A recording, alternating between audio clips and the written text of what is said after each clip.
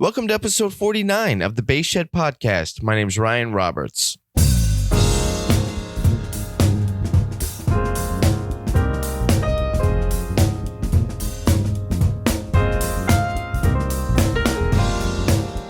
My guest is Katie Thiroux. Katie is a jazz bassist and vocalist who has 3 albums out. The first one is Introducing Katie Thiroux. The follow-up record is titled Offbeat. And the third record is Live from Caroga Lake in New York. You can learn more about tour dates at www.katiethiroux.com. Katie definitely comes from the Ray Brown tradition of jazz bass playing. As Ray Brown has been a big inspiration to us all, obviously.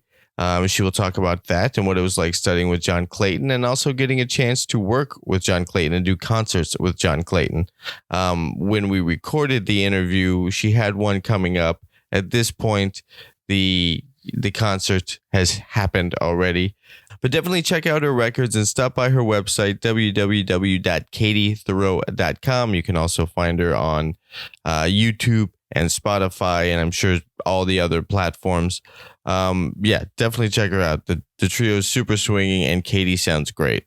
D. Lakin Basses. You can win the bass of your dreams. You work with Dan Lakin and his design team to build your custom bass. You pick the woods, you pick the scale, you pick how many strings, the paint colors, the pickup placement. It's your custom bass. You can win the bass of your dreams. It is Dan Lakin's bass giveaway. Go to www.dlakinbasses.com to learn more. Dan is now also dealing with amps, so stop by Dan's amp shop to see what he's up to there and the brands he's carrying. Again, that is www.dlakinbasses.com. lemurmusic.com. Everything you need for the double bass can be found at lemurmusic.com.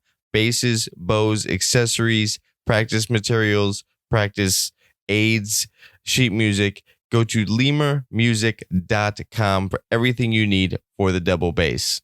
The Bass Shed website is dedicated to learning bass lines and bass solos from legendary bass players by learning the transcriptions of legendary bass players. So I'm kind of a one-trick pony with the website. I do regularly get asked for private lessons, and so I have created a tab on the website for private lessons. You can go to www.thebassshed.com/private-lessons or shoot me an email at ryan@thebassshed.com. Let me know what you're working on. Let me know what you'd like to be working on, and we can take it from there. All right, I had a great time talking with Katie, and as I mentioned, she had, when we recorded this, a gig coming up with bassist John Clayton, and she's going to talk about how that kind of came to fruition, and also how she went about curating the program and picking the tunes and the material for playing with not only her former teacher and a bass legend, John Clayton, but just working out a set with 2 bass players. So it was the gig was her, John Clayton, and piano player Sam Hirsch. She will also speak about how she started pursuing her career as an artist and her first recording.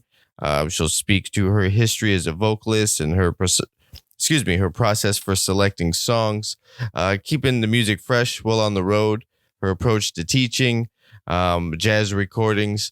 It was great. We really covered, career, artistry. We covered a lot of different topics overall in this talk, and I had a great time talking with Katie.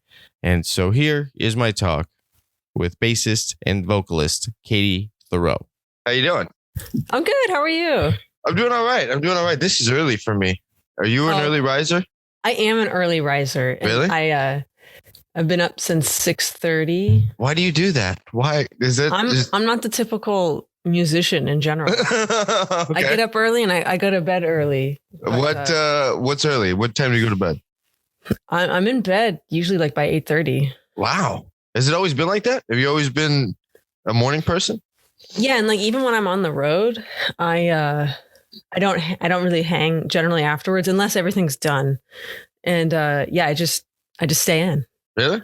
I just listen. Thing. I just put music on loud, and I like to read and fall asleep. All right. Then what's the morning ritual? Like you're up at what would you say 6:30? Yeah, I get up at 6:30. Okay. And but I realized like during the pandemic, there's like no reason to get up, but I needed some structure because usually I'm getting up for some reason. But I do, not to get all foo-foo, but I do this transcendental meditation in the morning and in the afternoon. So I just wake up, do my 20 minutes of meditation, and then have my coffee, and then I get to work. What's the difference with transcendental? Did I say that correctly? Yeah, transcendental meditation. It's just this like specific, it's like more like a technique that it's like the Beatles made it really popular, but it's like this ancient Indian Hindu meditation where you just like everyone gets your own mantra, and it's do you pick your mantra, or does like a guru subscribe a mantra? No, like somebody like you have like a teacher, and they give you a mantra. Really? How long do they know you before they give you this mantra? They just like handing them out kind of generically, or do they I lucked get out. in touch with you first? Yeah, it's funny. I lucked out because I had I have a really good teacher who studied with the actual person who like revived this, Maharishi, and the Beatles. Oh yeah, I said like the Beatles studied with him, so it was nice. It's like when you study with a musician. Like I was lucky to study with John Clayton, who worked with Ray Brown. Sure. So it's you kind of get that, that lineage. Right. But yeah, I have this really great guy. His name's Leslie, and you have like an intro talk, and I like science, and a lot of it's based on like scientific brainwave things. Okay. And so you meet, and then like, yeah, like after 5 days, like you kind of meet every day, and then they give you the mantra is meaningless. That's the thing. But I'm a pretty easygoing person, and some people like in my group were like, I can't stand my mantra. And so they would get theirs changed. And I don't think anything of it. So I actually only did it because my husband wanted to do it. And so he was like, I was like, I'll do it, whatever. Yeah. So you're just indifferent about meditation? Yeah, pretty much about most things. So yeah. Did I read this correctly that you have a gig with John Clayton coming up and Sam Hirsch? Yeah, tomorrow. Sam Hirsch is probably the perfect piano player for that gig. Yeah, he's great. I've known Sam a while now when he moved to LA, but I hadn't played with him in a long time, and he's been playing just solo every Tuesday night on live, like on Facebook and Instagram. And boy, he's gotten amazing. And I just had this before this opportunity came up. I was like, I want to do something duo with Sam. Like it would be so great to play with him. And then John Clayton asked if I would do this, and my trio's not really we're all separate right now. So I said, let's do duo. And it was who's in your trio? Usually the piano players kind of shift a little bit, but Justin Coughlin, really amazing piano player. And he moved back home during quarantine. So he's in Virginia. And then I also like to play with Glenn Zaleski, who's in New York. So, and then usually my husband we've been playing together. He plays drums. So, that works out. Yeah. There's no scheduling conflicts there, right? Usually not. I mean, sometimes, which is fine. I don't mind switching it up. That's the fun part. How's this going to work with both you and John playing bass? We've done a couple things before. I'll backtrack. Like I'm from Los Angeles. When I came back here to do my master's, I wanted to get back in touch with him because I met him when I was in high school. And I was just like, he really helped me set goals. And there's a lot of people I wanted to play with. And so he was just like, well, you can do it, make it happen. So just physically writing it down and then figuring it out. And I said, I really want to play with you. Yeah. Like super bass style or just duo. And he was like, well, then make it happen, So not too long after that, there's this, it's like a jazz party in Newport Beach, California. And they're always looking for like younger, whatever. So I was like the young person, like whatever, the student act. And, but they wanted John Clayton and I to play solo or duo. And I was like, okay, there we go. Yeah. So it started there. And then we actually did a duo concert. It's actually another Newport Beach jazz party in Oregon. And we did a duo concert, which was just like fucking fantastic. Sorry. Yeah. And then, and then we were going to do something else at NAMM, the Museum of Making Music, because they had this whole series about the bass. Okay. They already asked me to do my own concert, and they asked John to do one, and he wanted to do one with me. That's cool. He was like, oh, you're already playing there. And I was like, oh man, I would quit my thing and do duo with you. So it's going to be cool. Actually, I came up with a theme. I'm a very, it's hard for me to make plans in advance. You know, I plan out my day. I wake up at 6:30 and go to bed, but it just came to me the other day. I was like, okay, we're going to play a bunch of lines, a bunch of music that's all based on like lines. So either like contrafacts. So I have some ideas, and I think he said I'm in charge. Okay. So, what does that feel like for you to like now be in charge of the gig, with your old teacher and just a bass icon? I mean, he's. Yeah. It feels. This is the first time it's felt okay. We've actually also done 2 concerts under his name with he calls it Bass Monsters, where there's like 9 bass players, including himself. Okay. So where we're either playing all together or like broken down. So we've done one thing like as a bass. Well, so we've played duo and we've played trio, but I've learned so much just watching him interact with people. Non-music related. So I feel like I've gained a lot of those skills of how to look at things on a peripheral vision and just kind of like see the end outcome. Like I know what I want. I'm not really attached to that, but I have all like the ingredients and I'm just going to let it flow. Okay. So is it kind of like does this go back to the meditation? Is this like a manifestation thing? Oh yeah. I mean, of course I would want that to happen. And for me to not have so much of a plan is better. So I have like, even with Sam, we're going to play duo together. Mm-hmm. And I don't like to like beat the crap out of whatever I'm going to play, because I'd rather just it come out. So, and then the 3 of us are going to play together.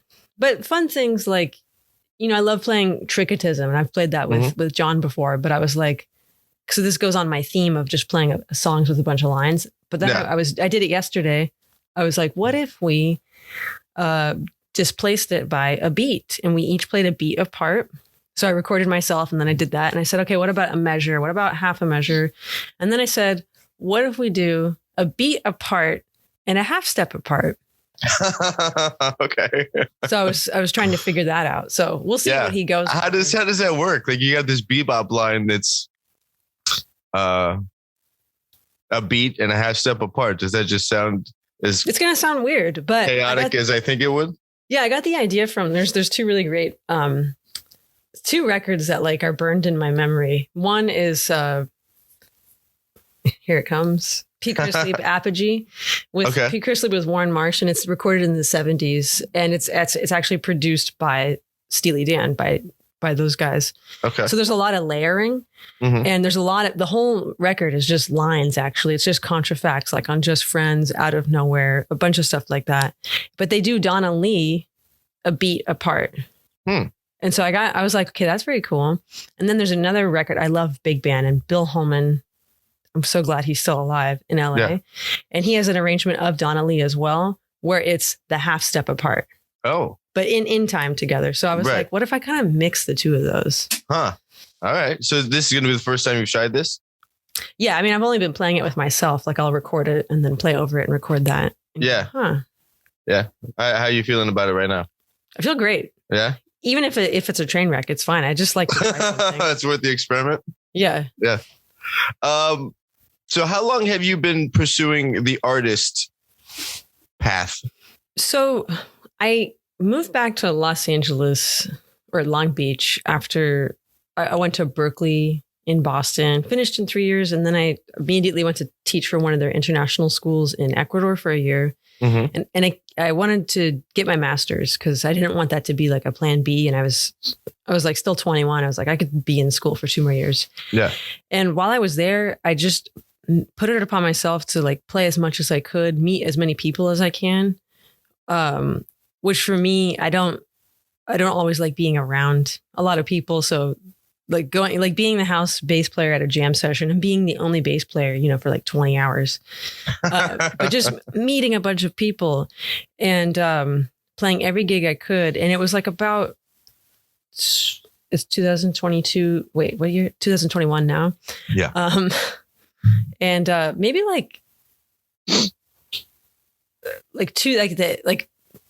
almost like 9 years ago, I was like making my list, playing with people I wanted to play with, and kind of going, well, I kind of want to work on try my own stuff, because you learn a lot by doing that. And I had actually kind of stopped singing for a while, especially when I was at Berklee. I just really wanted to focus on getting better as a bass player, because the singing was always a lot easier. Playing the bass is, is just physical.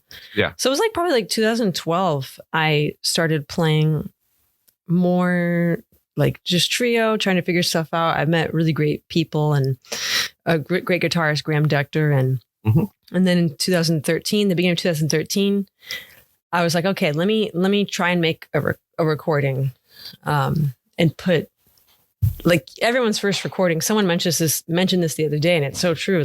Your first recording is everything you've been working on, all your favorite stuff. Right. So none of it was barely new, except for the original songs I put on there. Maybe a couple things I hadn't done too much. And then I released that record.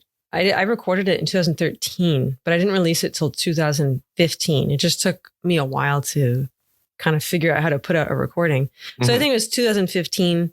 I got serious about, okay, let me try and do this.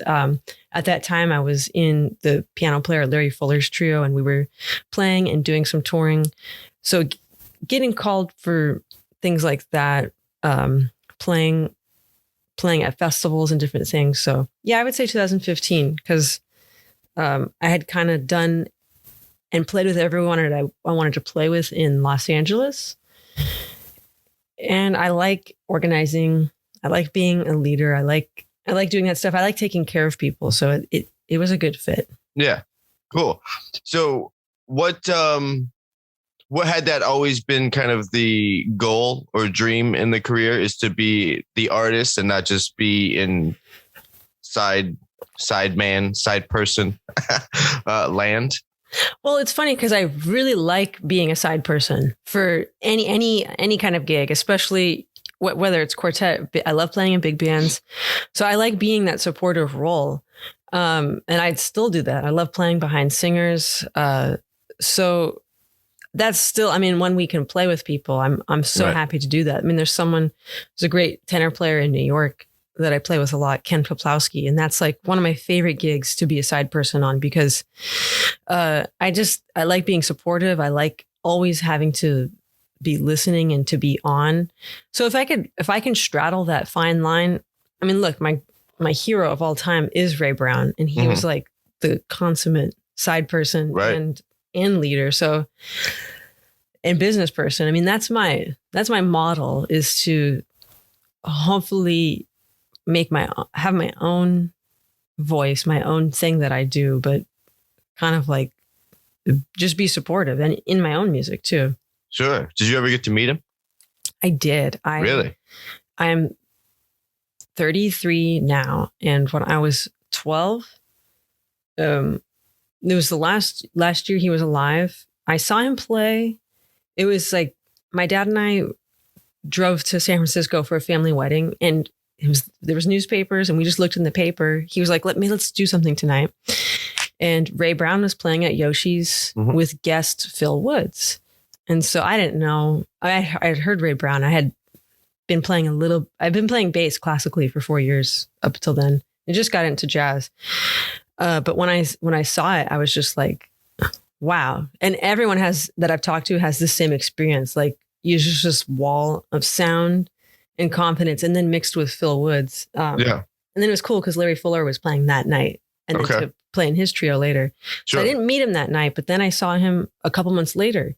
He was at the old Catalina Bar and Grill in Hollywood, and my whole family went. There's 6 of us, and I'm sure it was really expensive, but that was one of his last performances.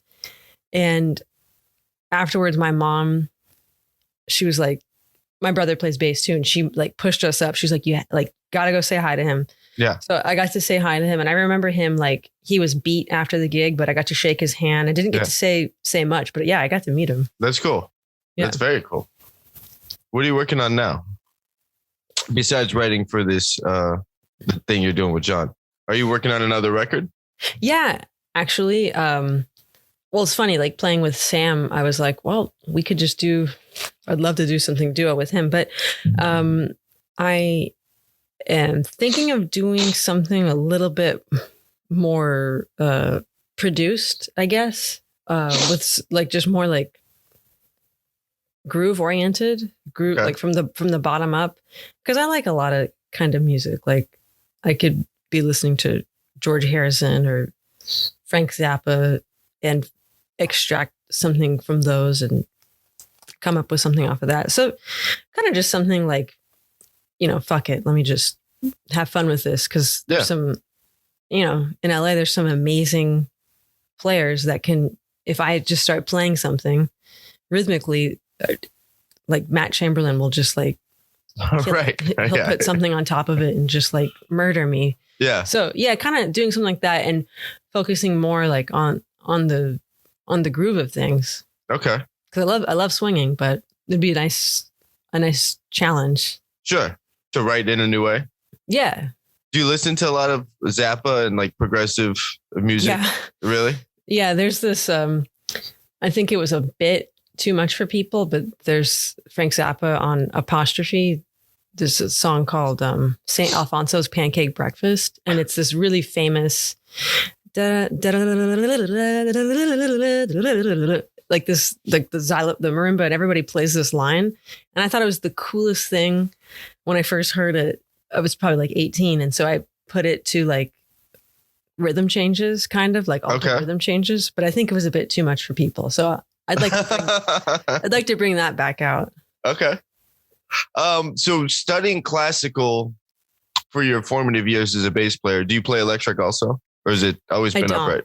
Okay. It's always, I played electric because I had to, like in middle school, but thank goodness it just wasn't my bag. And plus I only played in big band, and I was constantly like injuring the second trumpet player with the head. Yeah, doing the thing. Yeah. So it was a danger. I was a menace to the So were you actually like pursuing classical rep, or were you just getting technique together and going through etude books and kind of learning the instrument? No, I was. I started when I was 8, and I had a really fantastic teacher, and he still teaches in Los Angeles, Dr. David Young. And I started at the Colburn School before it is where it is now. It used to be like in this shitty the AV warehouse of USC. It was pretty sketchy. And I just loved it. And it was one of those things that my mom was always, there's 4 kids, and she was always yelling at us to do something. And we were breaking things all the time and like just as beating each other up. Just kids stuff. And but if I was practicing, everything was forgiven. People would leave me alone. Okay. I wouldn't be getting yelled at. And so you didn't have to, all the time, she would always have to put the timer on for people to practice because we all played music. Mm-hmm. Didn't need a timer, just leave me alone. So I got really into just practicing technique and repertoire. Nothing like people are doing today. Like I see people on social media. I'm like, I was never playing some of the things people are playing today. But yeah, no, I thought I was going to be a symphony section bass player until I was 18. What was that turning point? Was it a record you heard, or was it somebody you saw live? What was the turning point from classical to jazz for you? I had a teacher that everyone we all studied with him. He's not like he's controversial. His name's, I don't think he even plays anymore. His name's Francis Singer, and he was a really great teacher, but he was very hard on everybody. And was he a dick, or was it just tough love? A mix of both. Okay. But if he knew you weren't like serious, and if he knew you like weren't gonna pursue it, he'd go easy on you, and he'd say during your lesson, he'd be like, "Let's go get a milkshake." And so I never wanted to get a milkshake. Right. That's like the kiss of death. Yeah. And so I knew some people, and they didn't realize that. I was like, no, milkshakes suck. Like you gotta. So he was really hard on me, and he went to USC, and he did like jazz and classical, but he really poo-pooed jazz. Like you can't make a living off of it. So that's when I just focused on, okay, I'm gonna do the classical thing. I was thinking maybe I'll go to Michigan and study with Diana Gannett and all this stuff. But I think his hate for jazz just kind of like fueled me a little bit more. And I just had so much more fun playing. I was already, by the time I was 16, I was playing a couple nights a week in LA when there was a lot more clubs to play at. Sure. And it was just exciting, and I was learning. I had no idea what I was doing. So it was just really exciting. And I kind of thought, I had that realization, and I would go see the LA Phil all the time. One of my teachers before him is in the Phil, Peter Roffet. So I would go. I loved seeing it, but I was just like, I can't picture myself sitting in the back of an orchestra for the rest of my life, no matter what the pension is, no matter how much it pays. Sure. So at that age, I was just like, I can't do that. Right. It was the career choice. How, before playing the bass, were you already singing? Had you taken singing lessons? Yeah, those kind of happened simultaneously. I don't know how old I was when I started taking singing lessons. But I was always in like kids, like children's choirs, and some there's like some, I don't know, high end ones in LA. I can't remember what it was called. Maybe the Los Angeles Children's Chorus. That seems like it could be a thing. Like, yeah, I think that sounds right. Yeah. And but they were like the breeding ground for the LA Opera if they needed like kids or like soloists and stuff. So I was when I was 10, I had like, it was like a 6-month run at the LA Opera. So I'm like trying to finish the 5th grade, and being in this opera, and I'm studying at the same time. I went to a magnet school. I don't know if it still exists, Sherman Oaks Center for Enriched Studies. And I hated it because it's 4th through 12th grade and we had 6 classes a day. It was like going to high school. And I was getting, in 10th grade, in 5th grade, I'm like failing everything because I don't have time. But I was more like, man, screw this. I'm working. Yeah. So I finished the 5th grade and switched schools. Yeah, but I was, I think I got like straight C's. Okay. But I did really well at my standardized testing. Okay. Number 1%. So that's why I got to go to a better school. Okay. But yeah, I was singing and taking vocal lessons probably like when I was maybe 8, 10. Okay. But I always sang like show tunes, like the songs that are jazz standards. Right. Because I realized right away too, I was like, I don't want to sing this opera stuff in a different language. So I just got into it that way. And then I really started listening to jazz when I was 12, like just listening to like bebop. We had a great, K-Jazz was really great back in the day. And they had Chuck Niles and Ken Poston. And there was this Saturday program called Bebop in the morning. And they would just play like 4 hours of bebop. Okay. And someone would be driving me to my bass lessons on Saturdays, and I'd be listening to like Dizzy and Bird all the way there, take my hour lesson, and then listen all the way home. And I always thought it was so cool that, because coming from a classical world, it's like, if there's like a soloist, like a concerto, there's 1 star, right? Right. So I was like, well, with Dizzy and Bird, and everyone can take a solo. And then a lot of times, even though it was Charlie Parker's group, Dizzy would start with a solo, or Miles Davis would start with a solo. Right. So I thought that was pretty cool. That's at 12, that's an interesting music to connect with at 12, because it's jazz in general, but specifically bebop, when it's not a singer. Like if you're listening to old Ella records or Carmen McRae or something that your ear and mind can wrap itself around. But bebop is just like quick tempos, all the chromaticism. I mean, it's bebop, all that stuff. Was it just the energy of it that was exciting to you? And this thing of, everybody can be a star in bebop. Probably. And I sounds like a pitch for bebop. Yeah, Come to bebop, kids. Everybody can be a star. Yeah. That's probably it. And I probably liked like the quality just sounded different. Like it sounded older. Mm-hmm. And I liked like the 3 things I probably listened to. Like I had a compilation of Lionel Hampton, which is like totally bebop. And I just remember hearing some of the songs that had lyrics, and I'm like, this is so like weird and silly. I love it. Loved it. And then I had like, because that was like when all the Ken Burns came out. So I would go to Tower Records. And then I had like the Ella Fitzgerald, Ken Burns, and then this Charlie Parker complete Savoy recordings. And I would listen with my CD player. I had a CD player that had speakers on the outside too, but I walked to school. And so I had to get one that had like, it was like anti-skip or Do you remember that? Anti like shock mount or something. Yeah. So if you bumped it or something, I'd be like holding it, walking like the 2 miles to school, but just do it. And then I'd put it on like in class, and I would just hide my CD player and just listen to bebop.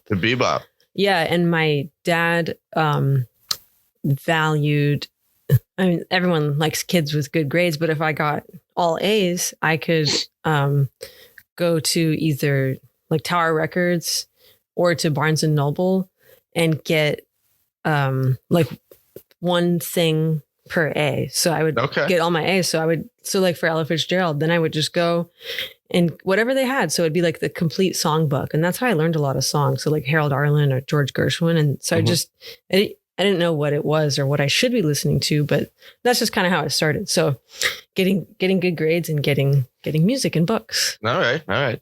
How did, like, I remember I used to go to Borders, and like that would be my like weekend night, like Friday or Saturday night. I would just go to Borders and like stare at all the jazz records and like who played on this, like what else are they on? Did you learn about jazz personnel through the recordings and like following different people? And how did you get into Ray Brown? What was that record? I think that the personnel thing was still way over my head. Mm-hmm. It might be like a coincidence if I saw like, oh, Horace Silver's trio. Oh, and then he's on some tracks of Bag's Groove. And I'd be like, that's interesting. I didn't really know too much about that. But I first heard Ray Brown, to my recollection, on Bam Bam Bam, the record from 1988 in Tokyo. And I had another teacher. Oh man, I can't remember his name. But he doesn't live here anymore. But anyways, he was the first person who had me transcribing, like when I was maybe 13 or 14.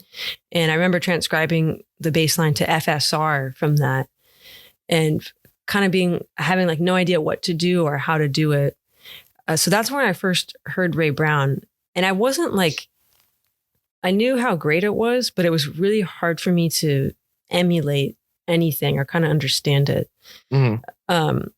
But then I remember hearing my next oldest brother plays bass, and there's a record with Ray Brown, Monty Alexander, and Herb Ellis. They had a trio called Triple Treat. Mm-hmm. And Ray Brown, they have an arrangement of But Not For Me. And it starts off with just like a little rearrangement of the bass line that Israel Crosby does with Ahmad Jamal. Be-da, didn't dee-da, didn't dee-da. But Ray goes, ba-dum, ba-dee-da, didn't dee-da, ba-da-da. So he kind of elongates it. Yeah. And I remember my brother played that for me. We were driving to school and I freaked out because I had known the Ahmad Jamal one for a long time. Not a long time. Like I'd probably listened to it for like a year, and I had transcribed that. And maybe I was like 16 or something. And I was just like, I cannot believe you can take something that someone else did, change it up a little bit, and it's fine. It's cool. So that was a huge eye opener for me. And that's when I kind of maybe subliminally realized it's like, okay, you got to listen to music. And I really got into like, who did Ray Brown listen to? Who did they listen? Like like the history of everything. Cause I realized, okay, that's important. It is. And, I don't know if it's as important in every other genre, but I feel like jazz, it's all part of it. Like it's definitely part of jazz culture. I don't know if rock bass players think that. Maybe they do. I don't know. I'm the podcast host. It seems like I should ask them, right? So going back, who did you get into? Did you get into Pettiford and like all the older guys? It was after for Ray? Me. Yeah, for me it was Paul Chambers and Israel Crosby were where I was comfortable. And Ray Brown with Oscar Peterson. I didn't actually know a lot of his trio stuff until like maybe I was 18, but it was like the stuff with Oscar, like We Get Requests, that whole record. And kind of learning, especially from that record, like, oh, these songs are like 3.5 minutes. They have a little arrangement. They do their own thing. There's some different chords and all these different feels. And just kind of like taking that all in. But yeah, I didn't get into, and Percy Heath too. It was just kind of like, for me, I always liked simplicity and being able to hear things. So less choppy.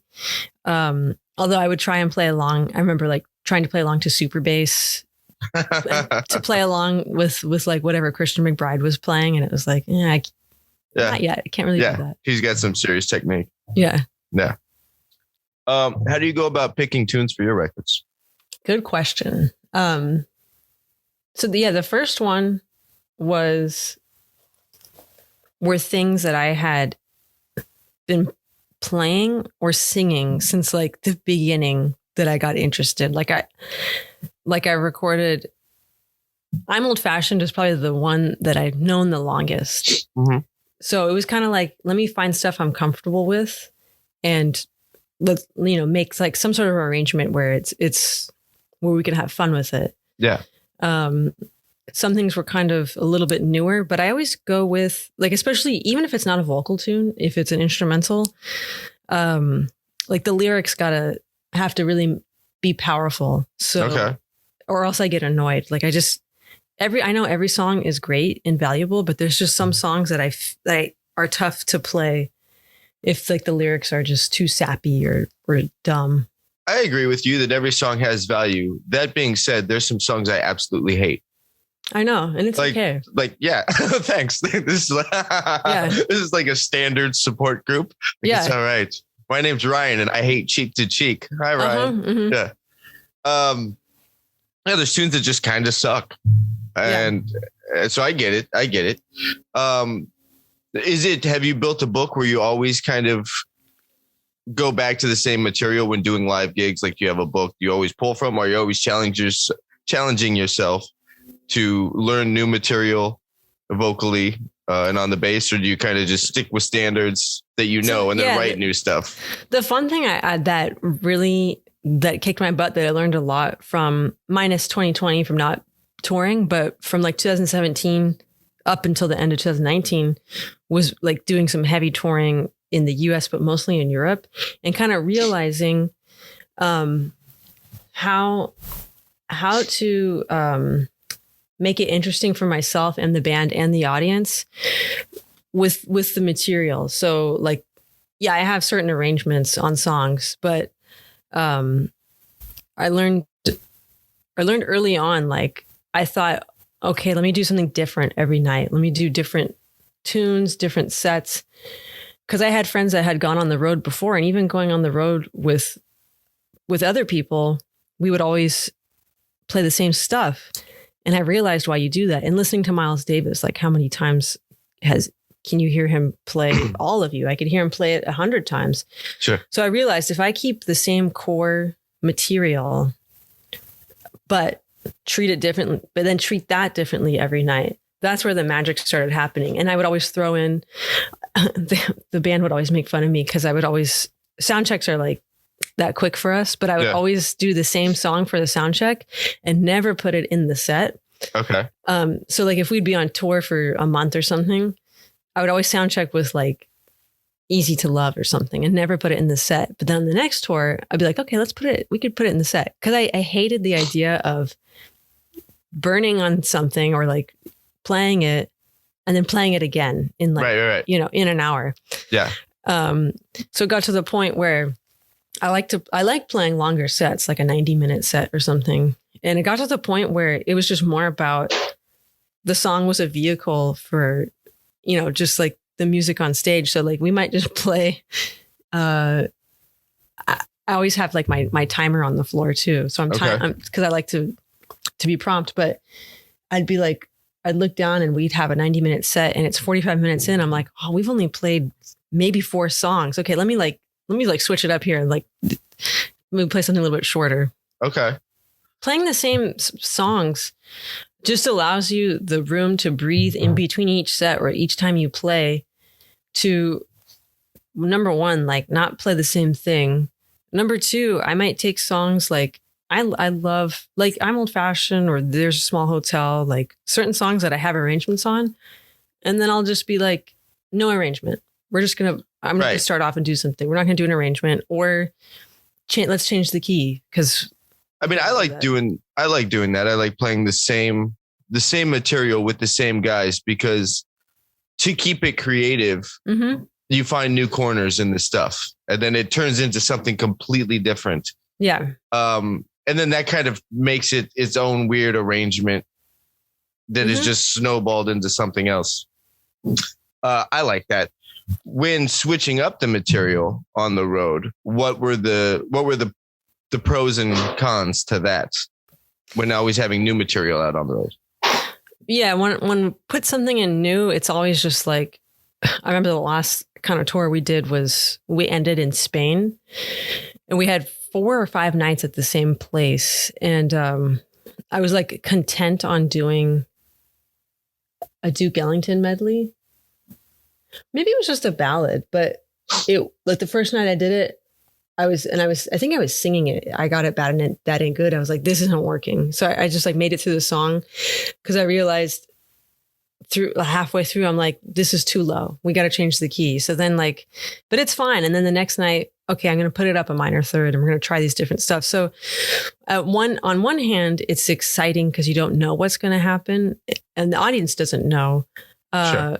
But at the same time, I'm thinking while I'm playing, or if I'm playing and singing, like, okay, we're going to do this next time, take this out, move the key, put a different beat to it. So I'm kind of like, if I'm trying something, I'm also thinking at the same time to revise it. Sure. What was that like when you started playing and singing at the same time? So you're singing show tunes, but then you get into classical bass, then you're into bebop. At what point did the two worlds of singing and playing bass intersect? So I didn't want to sing classical music anymore. And so I was listening to Ella Fitzgerald. And again, I wouldn't say I was transcribing it. Well, I don't know. I just learned every solo or everything she ever recorded. I just learned it. And when I was 12, it was probably my mom or my dad had suggested it. And I had a CD of Tierney Sutton. And so my dad was a musician. And so we had the Union book. And so I just looked her up and called her. And I said, I want to take lessons with you. And she was teaching at USC at the time. And she's like, I don't teach 12-year-olds, but you can come with a tape, like bring a tape of you singing and we'll check it out. So I had my other brother plays guitar and it was My Romance. So my brother's playing guitar, the other one's playing bass, and I'm just singing My Romance. And we took a lesson and we worked. I probably maybe improvised on something, but she was like, okay, we'll do this. Let's do this. So she was the first one. We really went over theory and harmony and how to sing over chords. And she was the one who said, well, you play bass instead of playing the root on the piano, because we were working on like singing 1 3 5 7, all these different things. She's like, play the root on the bass and then just complete it, sing everything else. So it was just a means of practicing. Because like if you were, I mean, at that time I wasn't tech savvy, but like even a Jamie Aebersold, it's not like I could slow it down for everything. So that's how it started. And then I don't know if I was bored, then I would switch it up. I would sing the root and then play the chord on top of it. Okay. So I would just practice that way. I don't know what the first thing was that I did, but it was just, and I didn't know anyone else who did it. And it wasn't like, let me do this. It was just, I'm just doing this. Okay. And then I met Kristen Korb at a jazz camp off of Seattle. And I didn't know who she was either, but I was like, oh, she's doing this. And then she lives in LA. So I called her and I said, I want some lessons. And so she's the one who really helped me realize like, okay, you got to get good at both, separate both, and then put them together. Right. So you had a mentor that way of putting them both together. I met her once. She came to a gig I was playing. She's very much into Ray also. Does she still live here? No, she moved to Denmark about 10 years ago and she's doing great. Okay. When I moved to LA in like 2006, she was working with a piano player named John Prue at this hotel on the west side called Shutters. And so I went out there to I knew John somehow. I went out there and that's the first time I heard her. She sounds great. She sounds great. How do you, when learning tunes, do you learn it vocally first or do you learn it bass first? I usually I'll learn the roots. Like if I'm like really need to learn a song from the bottom up, I just learn the roots on the bass. And I learned from Kristen and then also like teaching myself, like how to learn songs, to memorize them. And then I should, be able to sing through the roots and sing through all the harmony as well. Mm-hmm. Yeah. Have you had a influx of students wanting to learn how to do the singing and playing at the same time? I feel like within maybe like the last decade or so, there's been a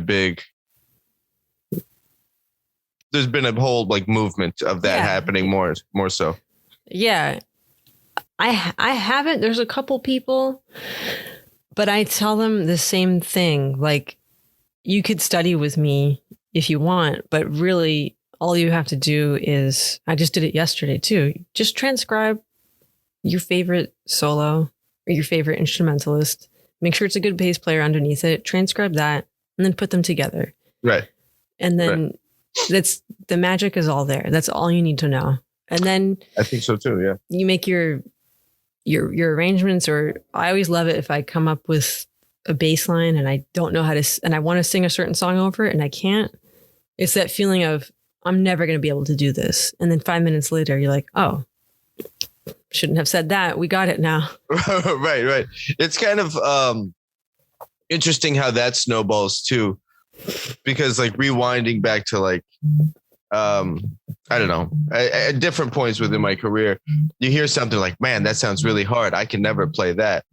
And then you transcribe it and you learn it and you're like, okay, cool. And then it gets to a point where like, all right, cool. Yeah, I guess I'll just transcribe that too now. Mm-hmm. And it's just like the wall between what's obtainable and what isn't begins to lower, and you realize that you can learn it all. I think it's really a lot like an athlete, like just pushing yourself in that way. But for us, you're pushing your ears and your body at certain points. But yeah, you're just like willing yourself to be able to do these things. It's now, do you finish your master's? I did, yeah. So you have a very academic background, but you're kind of learning like in this street sense, where just it's from the records. How do those meet up for you? Like the academic thing, and then just some like, literal, just like spending time in the woodshed. I was so bad at theory. It made zero sense to me. It was literally another language. And even when I was playing in town, I really started playing when I was 16 because of this great bass player and teacher, Richard Simon. I was in some groups that he taught, and he would just start calling me to play. And it was all the situations where you never knew who was going to be playing, and they were just either calling tunes or they'd start playing. So I could play everything by ear as long as I heard it once and I understood form. I was like, okay, this is AABA or AA.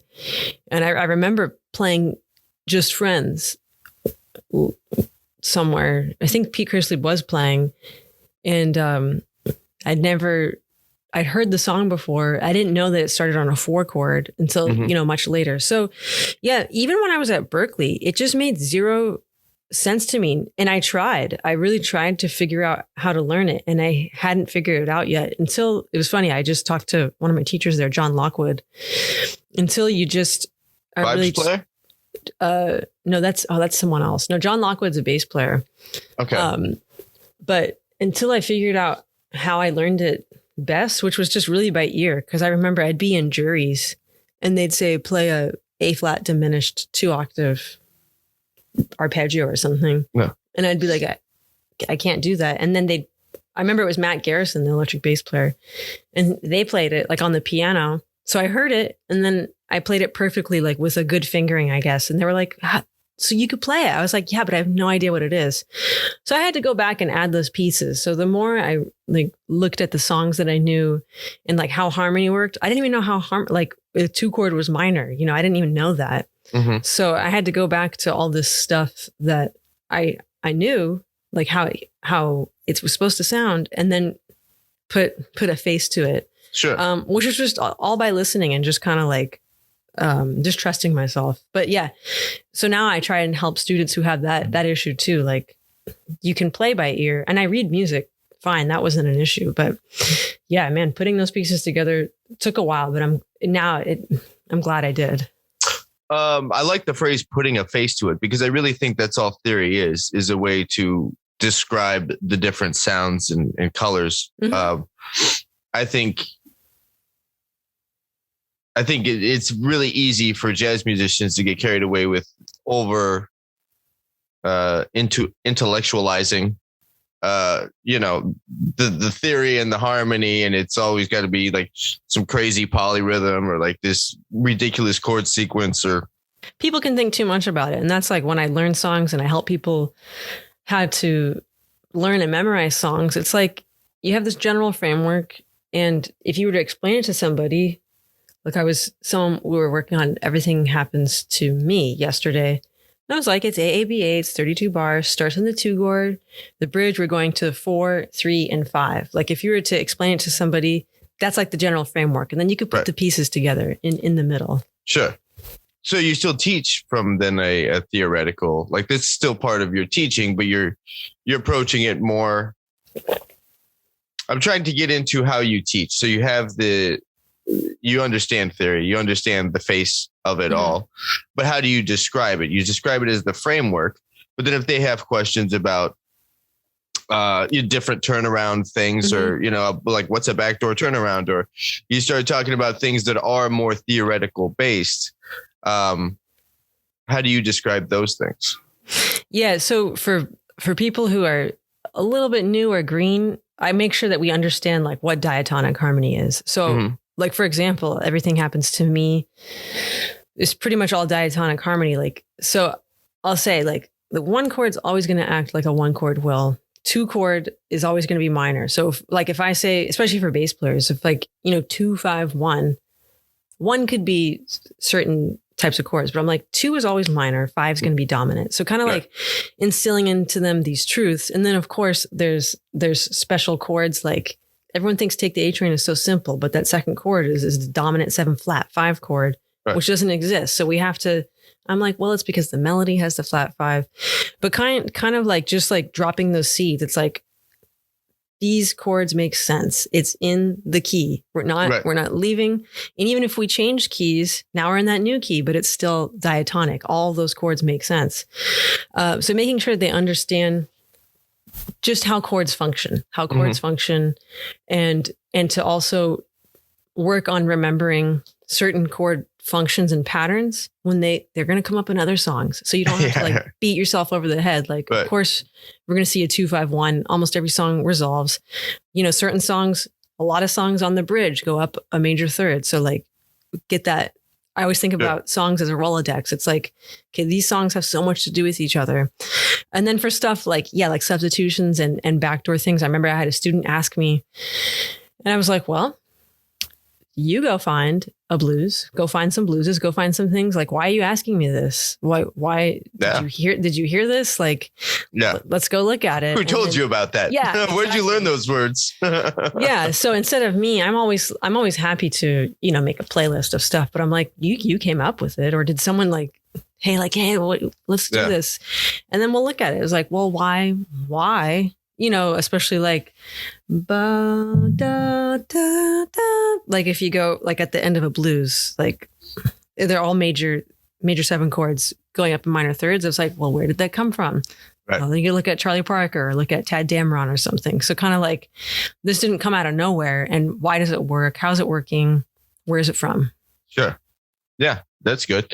What are some of your favorite recommended listening things? You can't go wrong with jazz or not jazz. Like if you got some Zappa deep cuts. Okay, well, maybe 3. I don't know. Scalafaro, didn't live long, but has a lengthy discography for how his short career. But there's some really great West Coast records that a lot of people don't realize that he was on, and one of them is with Hampton Hawes, and it's called For Real. And it's just some amazing Scott LaFaro playing. The sound, his beat. I always like if people aren't happy with their beat, I said listen to this record, because he has such a lengthy quarter note, but there's a lot of space in between it, and his lines are so melodic. So I like that. That record is like a deep cut. And there's also another one that he's on with Victor Feldman and Stan Levy called The Arrival of Victor Feldman. Again, it's just like if you've only heard Scott LaFaro with Bill Evans, sure, check this out too, and they're really well recorded. And then just in terms of like bass playing and groove and feel, I mean, any of those like Verb Miles Davis records, like Steaming, Relaxing. Relaxing is like one of my all-time favorites. Yeah, Relaxing is great. And you're just learning a bunch of songs. Yeah. You're learning a ton of tunes and you're learning how to play in two really well. Right.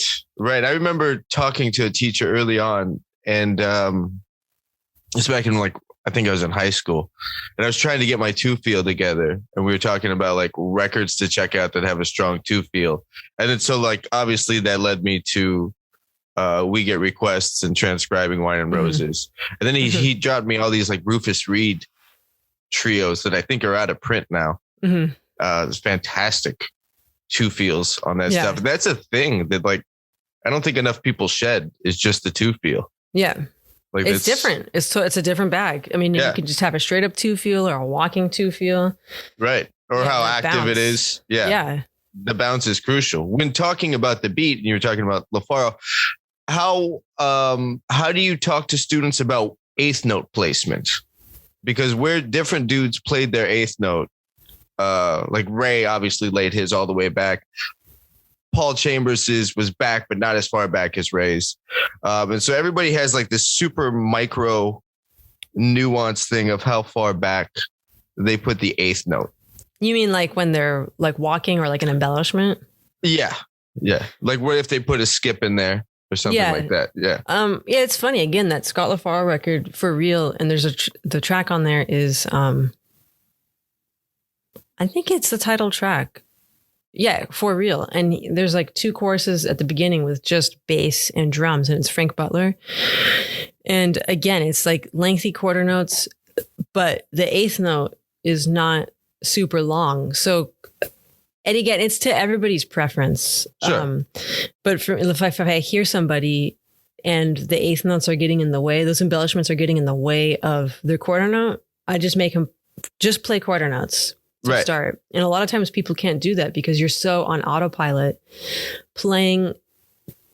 You have no choice.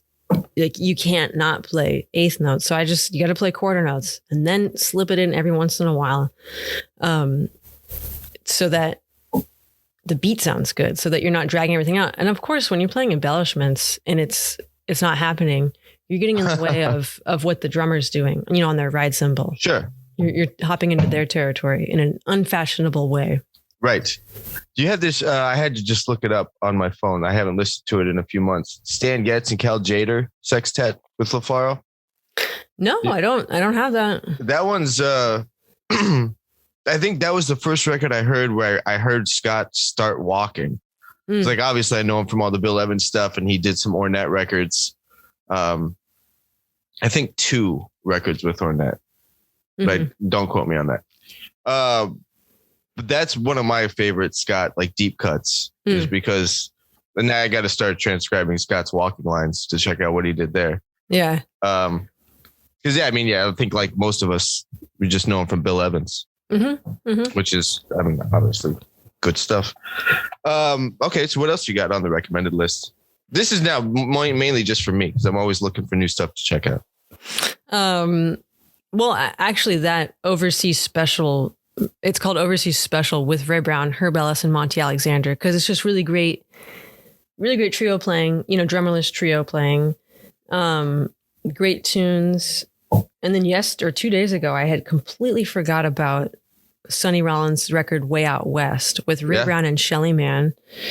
I think when I got it, in the summer of 2012, I did a lot of illegal Russian downloading. And so I had a lot of records. And they'd always be out of order. So I never. Why is it Russian downloading? I don't know, but it got a lot of great music. And so I didn't really listen to it that much, but I started listening to it like 2 days ago. I was like, oh my gosh, this is some of the coolest Ray Brown playing I've ever heard. Cause he played with Shelly Man in a bunch of different settings, like with the Poll Winners. And, but the way Shelly Man is very like 1 and 3 heavy on the beat. And of course, Ray Brown is like always a little bit ahead, but it's so centered. And then with Sonny's like solid time. Yeah. It's just like, it's amazing. And I can't wait to transcribe it because Ray's really playing reserved, and he's really playing like a supportive bass player, but they're all featured too. It's really incredible. So that's when I got to start listening to and transcribing that. It's like, that's some good stuff. Right. That's a, I haven't heard that record. I know of the record. Just the whole thing's a chordless trio. Mm-hmm. Mm-hmm. What's the other Freedom Suite? What's the other Sonny Rollins? Oh yeah, he's a couple. I can't ever say the name of it. It's like East Broadway Rundown. Okay. Because he had a like with Elvin, and I forget who was playing bass, but yeah, I have a couple like bootleg of Sonny, like in France, like, you know, playing 20-minute tunes. Yeah. With just bass and drums. Oh, really? Yeah, but this one with Ray and Shelley, Way Out West, if I remember correctly, I read the liner notes, was recorded like after they were all done with something, and it was like at 2 or 3 in the morning. Oh, they just decided to go do a session. Yeah. Huh. It doesn't have that sound, but it's like so much focus too. I love it. Sure. What's your favorite Ray Brown record?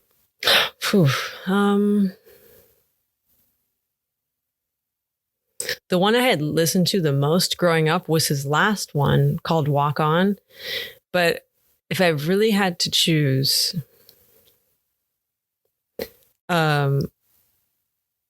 it's funny.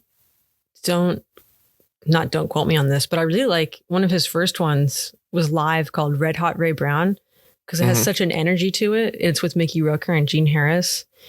And I like Don't Get Sassy and Bass Face are really great. They're not recorded well because it was the first time that Telarc had jazz. So the recording quality is not great. So it's kind of hard to hear certain things. Yeah. But nevertheless, those are great performances. Yeah. Yeah. I like Solar Energy. That's a good one. Yeah. What's that first tune? It's so swingy. Is it blues? Exactly Like You? Oh, babu de de de. Yeah. A great tune. What's touring looking like for you coming up in the next year? Are some dates that got cut back on the calendar?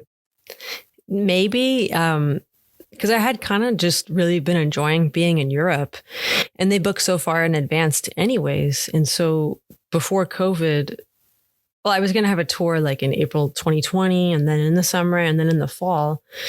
But I might be going back to Sweden in August, depending on if we can go there. Because I kind of wasn't enjoying playing in the States so much anymore, because it's a lot of traveling to go from like gig to gig. Whereas in Europe, like, you know, for example, if you're going from California to Washington or anywhere, it's like you have to fly. And in Europe, you can take a train and be in your next venue in an hour or something. Right. And it was just fun. And I found that the audiences, didn't matter what kind of music you played, they were just really happy to listen to any kind of music. And so here it's a little bit more institutionalized. And of course, like there's like the top whatever chosen people with like the management and stuff. And so it's kind of hard to like break into certain venues. And then I was like, I don't even think I want to play there. I don't want to do that. So, yeah, I mean, I book and manage myself. So I was, you know, it's been kind of nice to not have to do that for a year, because I'm constantly on the phone and emailing and booking tours and stuff. Yeah. So it's been a nice break, but yeah, I got to get back to it. How would you, what advice do you have for people that are self-managing a artist career? What have you learned along the way that from like a business standpoint? Yeah, you got to be a people person. I do like talking to people. I like meeting people. I mean, you have to be nice, and you got to be good with, you have to be good with your business. Know what you're worth. Be willing to take risks. Be willing to not make money for yourself. I mean, my priority was always making it the best situation for whatever the venue or the festival and the audience and my band. Sure. So if that meant I walked away with like little to nothing, that was okay, because I was slowly building something to build off of. So I'm not going to, like, some people are like, oh, you're never going to make money. No, I'm did fine. It just took a little while. Yeah. And just being, you have to have a good product, something to represent you. But yeah, you just got to be persistent, and it's a full-time job along with doing the music. It's definitely a full-time job. Yeah. How much time do you still get to practice when you're out on the road touring, or even when you're back at home, not touring? Like, how do you manage your time between doing the business stuff, staying on the phone, doing the emails, and still working some things out on the bass or vocally? Yeah, now it's great because I don't have to do any of that. So I can just, and I have a schedule. I have like 20 students. So I know like, okay, here's my days off. This is what I need to practice and work on. But yeah, when that was all cooking, it was really tough. But the flip side is we were performing so much, like around 30 weeks of the year performing and like doing workshops on the road. So I was talking to David Wong about this. It's like, yeah, in one way you're playing a lot. So you're always playing, you're always learning, but there's a difference. If you can do that and practice at home, it takes it to another level. And I wasn't really able to do that so much, but you learn a lot playing every single night. Sure. Do you get like tour chops where like you kind of end up playing a lot of the same stuff? How do you stay fresh with fresh ideas on the road? So I never like to repeat myself. Even when I'm talking. I hate it when people are like, what'd you say? So I don't like to repeat myself. And I had this really fantastic opportunity in 2017. Quincy Jones was asked to open a jazz club in Dubai. I was supposed to do a residency there in 2019. Oh, it'll come back. Don't worry. No, I mean, the gig still happened. I got axed. The artist, normal bass player, like his tour fell through. So she went with him because he knew the book already and like didn't want to rehearse a band with it. Well, but I've heard good things about it. Yeah.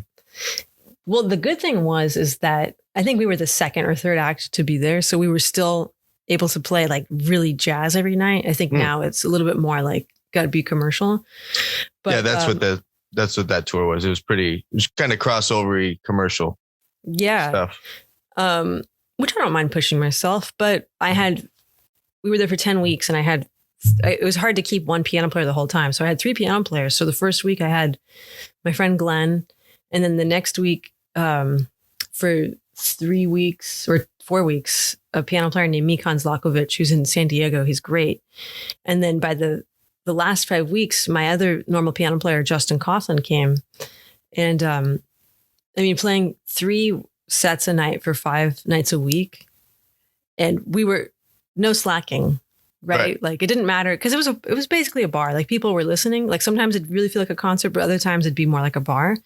So that'd be the opportunity to just like work some shit out. Yeah. And by the time our friend Justin came on the first night, it was me and my husband, Matt. It was just trio. And it was just so cool to have that experience because I've experienced when you play with someone who's like really hot and you're just like, whoa. Yeah. And so it'd be like, we were training for like Iron Man or something. So the first, I called a blues and we played, and Justin's an amazing piano player. And he was like, oh my God. Yeah. And we didn't realize it because you're in the thick of it. Sure.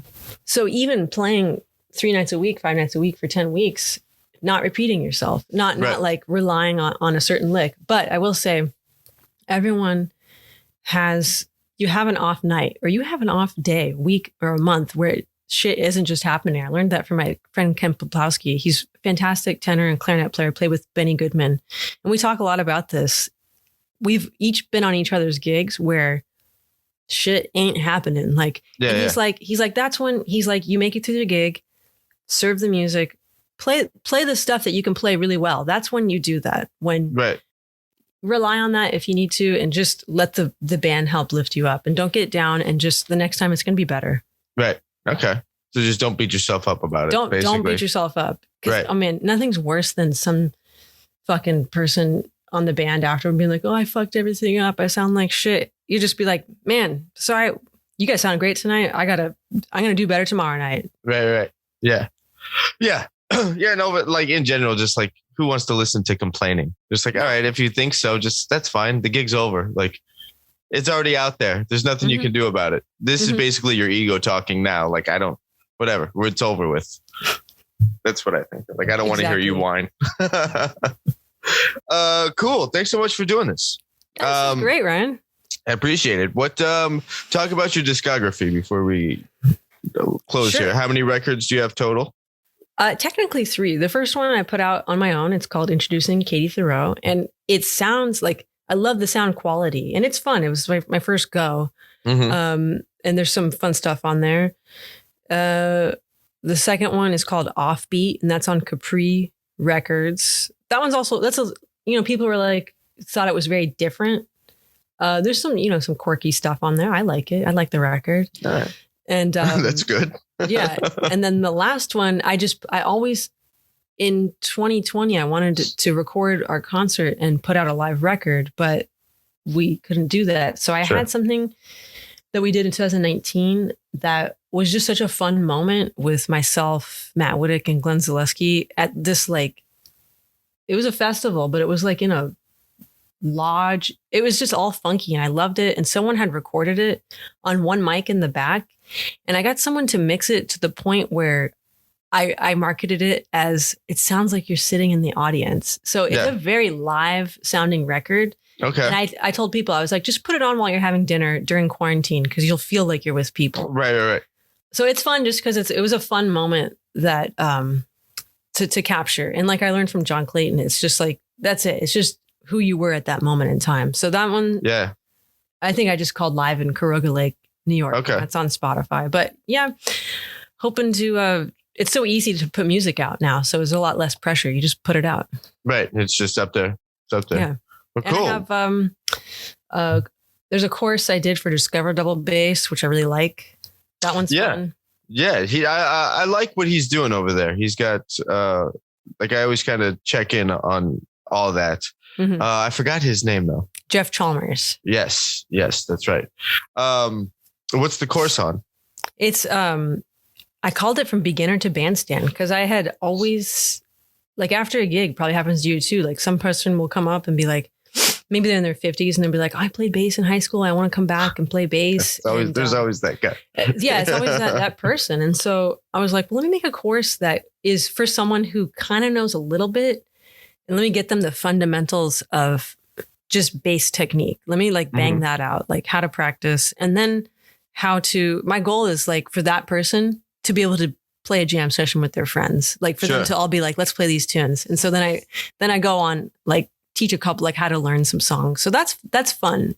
It's a good fundamental class. Yeah. I think there's so much within bass education. There's so much stuff that is repeated all the time. And then there's some things like that course that aren't really talked about, of different maybe courses or whatever, about just putting it all together. You're like, so maybe you got some theory, or you know how to do this over here, but getting from there to there is the challenge. Yeah, I just want people to be playing. I want them to be able to play. Yeah, I think that's the best. Whatever keeps them excited. Zach Matthews, he's the one who told me that. That was Zach's thing. It's just like whatever keeps you excited about playing. I'm like, man, that's the best approach to teaching ever. Yeah, I love that. Yeah, cool, Katie. Thank you so much. Yeah, appreciate it. Thanks for getting up early.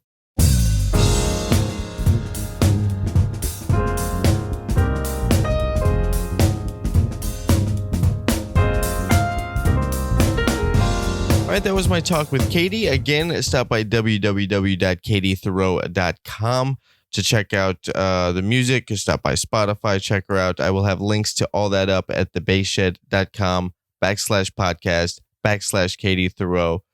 You can track her down on YouTube. She's around. You're going to want to hear this. Folks. She sounds fantastic.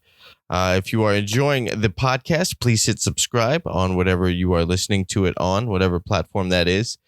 Leave me a comment. You can always shoot me an email at ryan@thebassshed.com. And that's about all I got for this one. That's about all I got. So thank you all for listening, and I will catch you on the next one in a minute.